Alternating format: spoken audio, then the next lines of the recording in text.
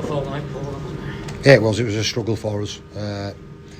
Obviously the start of the game wasn't great. I thought they beat us to the punch physically, which was disappointing. And then off the back of that, a few things don't go our way, and we don't handle it as well as we need to, and concede a few tries there, which we're all naturally disappointed with because we feel we should handle them a lot better.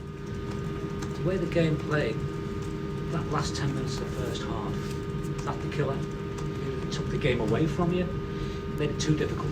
Yeah, it made it really difficult for us, and there's kind of like patches there where we just didn't handle things as well as we need to, but I thought it came off the back of not being physically where we needed to be, and also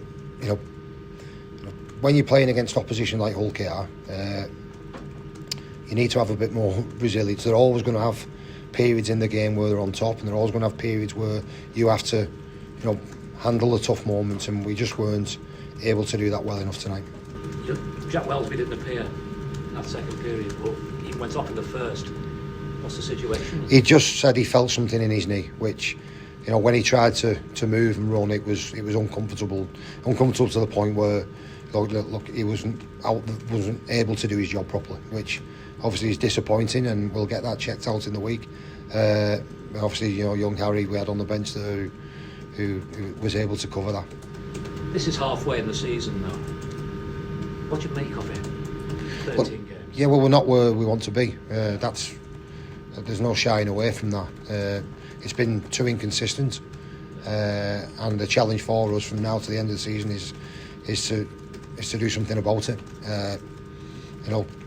I can't sit here and wave a magic wand and come up with superlatives around how we're going to do that. Our only way out of it is to, first of all, stick together in tough moments, but continue to work really hard to find the obvious improvements that we need to make in our game. Well, I think quite naturally you have to give the opposition credit. They were better than us tonight. There's no getting away from that. But I think what makes them probably as consistent as they are at the moment is that they put all the pieces together. So they're not a team that make a lot of errors. They stay in control. They're up for large periods. When they do lose control, they manage to win it back. And they've made themselves a really difficult team to play against, and obviously a really difficult team to beat as well.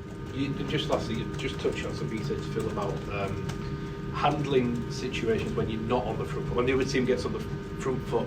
Is that the key improvement you need to make? Looking at when you're playing the top teams who are naturally going to get, is that the area that's letting you down against the top teams in the competition, not managing those periods? Right? Yeah, I think so.